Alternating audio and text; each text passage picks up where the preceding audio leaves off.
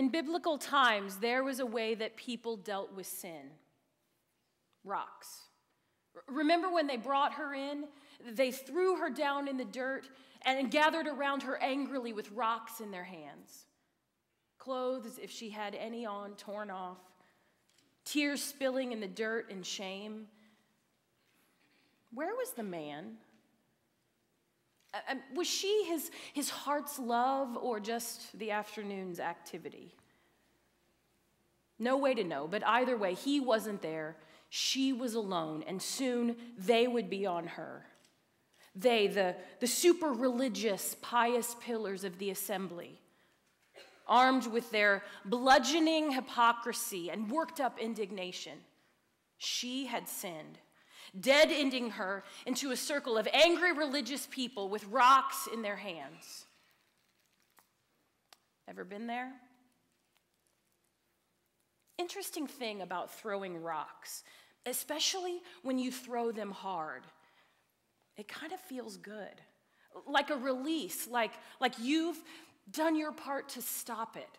Like the rock takes on your sin and you cast it away from yourself, making you feel a little bit safer inside. I told her exactly what I think of that sin. Whap! Done. The problem is that rocks don't hit sin. Rocks hit people. There aren't enough rocks in the world to beat the sin out because it is in us. I mean, what we've tried to beat out of people with our little rocks hasn't come out yet. So when a man stepped out of the crowd and drew in the sand, he reminded a group of people that he wasn't going to let them throw their rocks just so that they could feel better.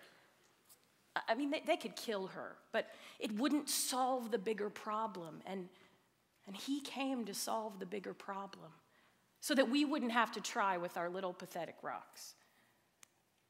You know, I wonder what Jesus wrote in the sand that day. Maybe he wrote the names of the men in the crowd that she'd slept with. Maybe he just drew designs and patterns, tracing them over and over, giving the crowd time for their anger to settle. Because what if he then wrote, "She is your daughter"? No way to know, but whatever he wrote, he backed it up with these words. Any of you without sin in their own hearts, step forward and throw your rock. Silence. And in that silence, he saved us all. He gave those of us who have made the worst mistakes of our lives a place to be broken but not destroyed, reminding us that he would always stand between us and them. And for those of us who feel like we have reason and right to throw our rocks, he gave us the freedom to choose love instead. And that is a drop your rock moment. They've come at different times for each of us. Maybe you've come armed with your rock, running to the circle, ready to throw it, only to find your loved one in the center. And what was so easy to judge before now has a face and eyes.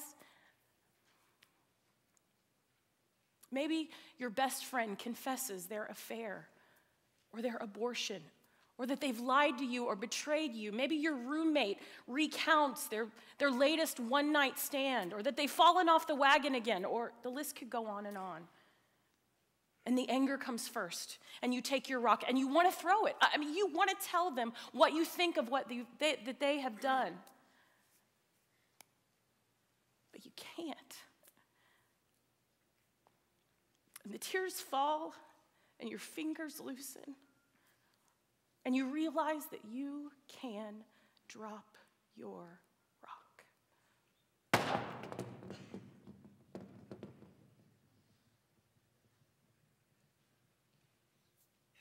Listen to that sound.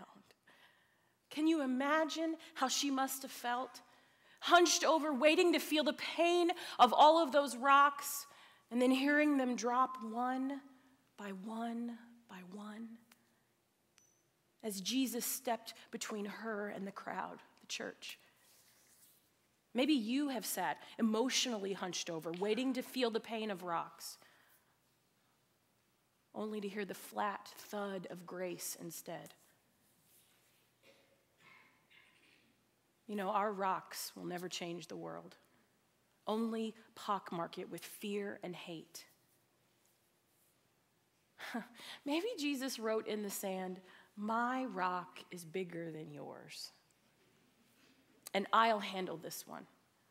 Because his rock, the rock of ages, the solid rock, the cornerstone on which we build our lives, his rock is the only one that ever changes anything.